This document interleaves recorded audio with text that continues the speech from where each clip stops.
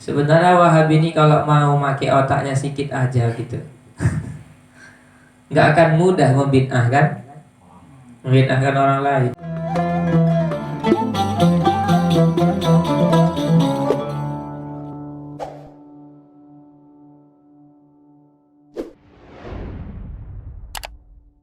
Nabi tidak setiap hari sholat di masjid pada saat malam Ramadan.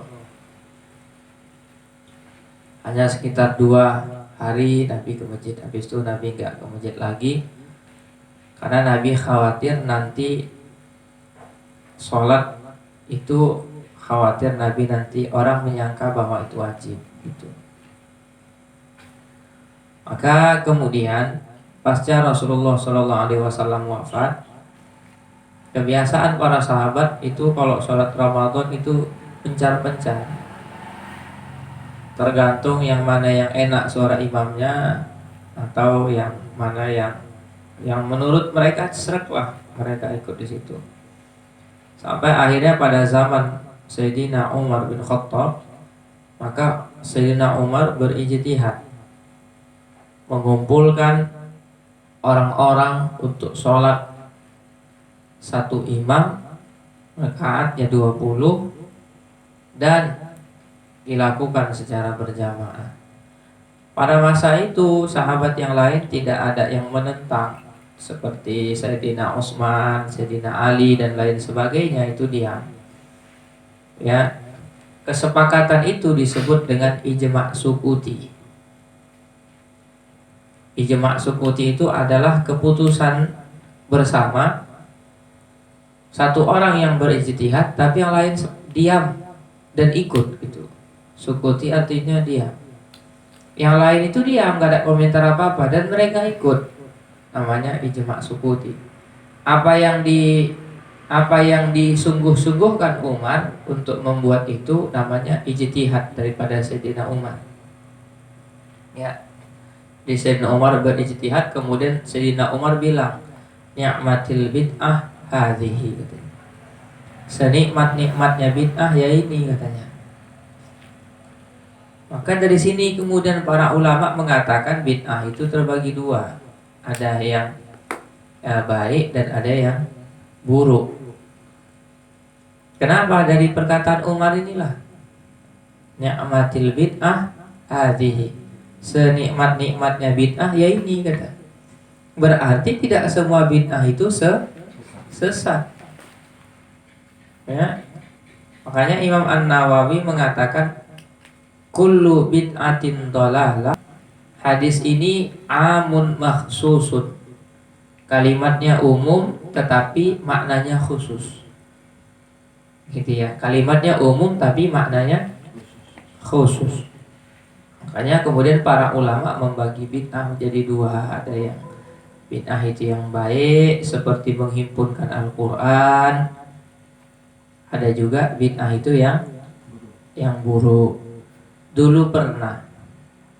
Dulu pasca awal-awal di Makkah dan Madinah, pasca awal-awal diciptakannya mikrofon ini, maka ulama-ulama Makkah Madinah itu imam-imamnya menolak agar di Makkah pakai mic di Masjidil Haram. Jadi pakai mubaligh aja. Waktu pas imamnya bilang Allahu Akbar, yang belakang nyambut Allahu Akbar, sampai 4 sampai 5 orang gitu. Di belakang lagi Allahu Akbar gitu. Karena menurut dia mic ini bid'ah. Gitu. Setelah lama ada seorang ulama besar namanya Imam Asy-Sya'rawi. Ya, Imam Asy-Sya'rawi. Imam Asy-Sya'rawi ini satu ketika disuruh mengisi di Universitas King Abdul Aziz, yang sekarang namanya berubah menjadi Ummul Qura. Itu pesantrennya Kiai Said Agil Siraj dulu itu. Jadi pesantren Wahabi tapi beliau jadi ketua NU gitu ya. sangat bertolak belakang. Pesantren Wahabi tapi yang kuliah di situ ketua NU, jadi ketua NU. Artinya kan dari sisi apa namanya, dari sisi ajarannya sangat bertolak belakang antara yang menerima tawasul, antara pengamal tawasul dengan yang mengharamkan tawasul, antara pengamal istighosah dengan yang mengharamkan istighosah. Suatu ketika Imam Ash-Sha'rawi ini mengisi di sana. Ketika beliau ke Masjidil Haram, beliau melihat ulama yang mengharamkan mik itu. Terus beliau bilang, nanya apa hukumnya mik? Haram. Kenapa? Karena tidak pernah ada di zaman Nabi. Terus kata Imam Ash-Sha'rawi, kalau gitu kenapa kau pakai kacamata? Kalau seandainya mic itu alat yang dipergunakan membantu untuk membesarkan suara, maka kacamata itu adalah alat yang digunakan untuk membesarkan tulisan, penglihatan dan lain sebagainya.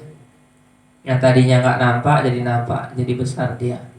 Fungsinya sama-sama saja dan sama-sama tidak ada di zaman, sama-sama tidak ada zaman Nabi. Maka kemudian belakangan mic udah mulai dipakai. Ya, jadi itu. Sebenarnya Wahabi ini kalau mau pakai otaknya sedikit aja gitu, nggak akan mudah membid'ahkan orang lain. Sedikit aja dipakai gitu. Cuma kan nggak pernah dipakai, makanya terlalu mudah membid'ahkan orang.